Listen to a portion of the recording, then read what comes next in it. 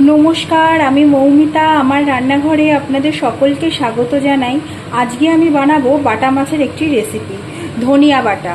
ধনিয়া বাটা বানানোর জন্য আমি এখানে আগে থেকে বাটা মাছটা ভালো করে ধুয়ে নুন হলুদ মাখিয়ে নিয়েছি। এখানে আছে আমার হলুদ গুঁড়ো, এখানে আমি ধনিয়া পাতা আর 4টে কাঁচা লঙ্কা পেস্ট করে নিয়েছি। এখানে আছে আমার গোলমরিচ গুঁড়ো হাফ চামচ মতো, নুন, এখানে আছে কালো জিরে বাটা, সাদা তেল, ফোড়নের জন্য কালো জিরে। রান্নাটা আমার যতটাই অল্প উপকরণে হয় ততটাই চটজলদি হয়ে যায় আর খেতেও খুব টেস্টি হয়। প্রথমে আমি মাছগুলোকে ভালো করে ভেজে নেব। কড়াইতে আমি তেল দিয়ে দেব পরিমাণ মতো।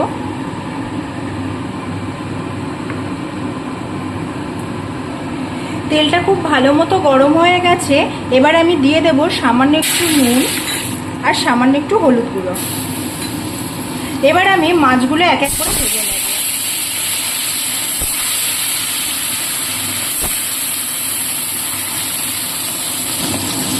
মাছগুলো এবার উল্টে দেব, উল্টে ভালো করে ভেজে নেব।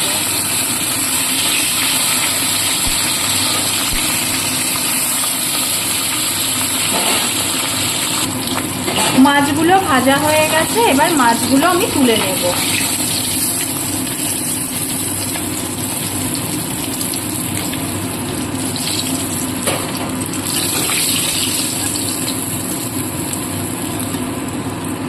এবারে আমি পরের মাছগুলো ভেজে নেব।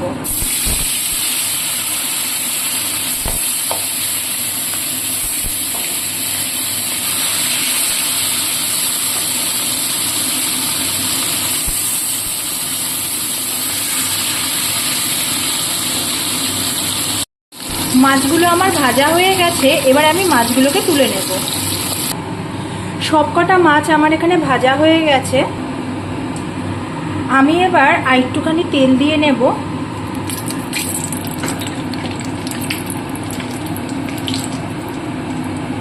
তেলটা গরম হয়ে গেলে আমি এবার দিয়ে দেব কালো জিরে ফোড়ন।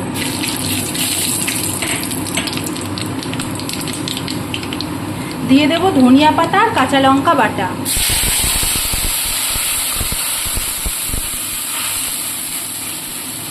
আমি একটু জল দিয়েই ধনিয়া পাতা আর কাঁচা লঙ্কাটা মিক্সিতে পেস্ট করেছি যাতে আমার মশলা কষানোর সময় আর জল না লাগে।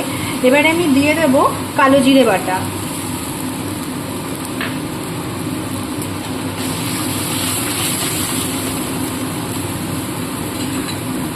দিয়ে দেব হলুদ গুঁড়ো, দিয়ে দেব সামান্য একটু নুন। এবার আমি মশলাটা কষিয়ে নেব ভালো মতো।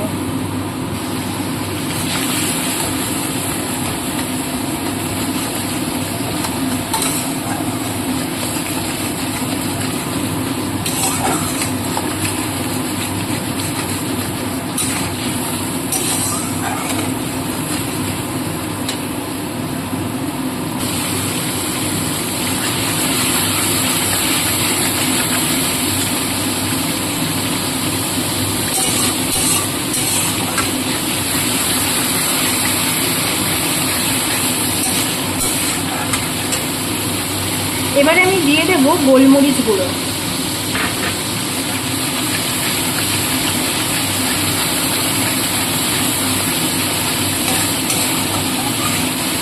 আপনারা যে যেমন ঝাল খান সে সেরকম দিতে পারেন।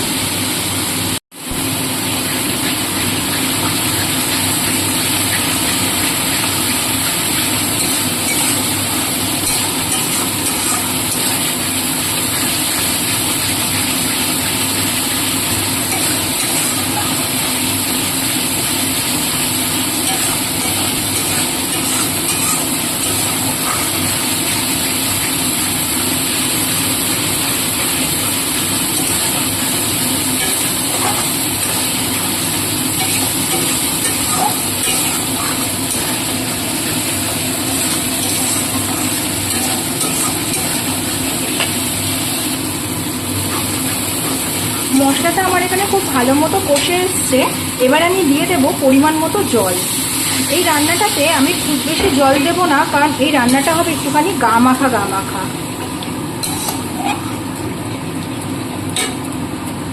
খুব বেশি ঝোল হয়ে গেলে খেতে ভালো লাগবে না।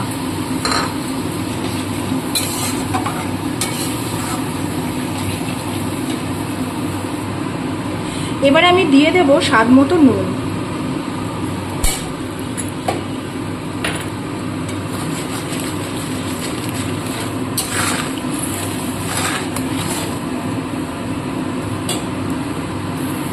ঝোলটা এখানে জাল হয়ে এসছে, এবারে আমি মাছগুলো ছেড়ে দেব। যারা বাটা মাছ খেতে পছন্দ করেন না তারা এই রান্নাটা পার্শে মাছ দিয়েও করতে পারেন।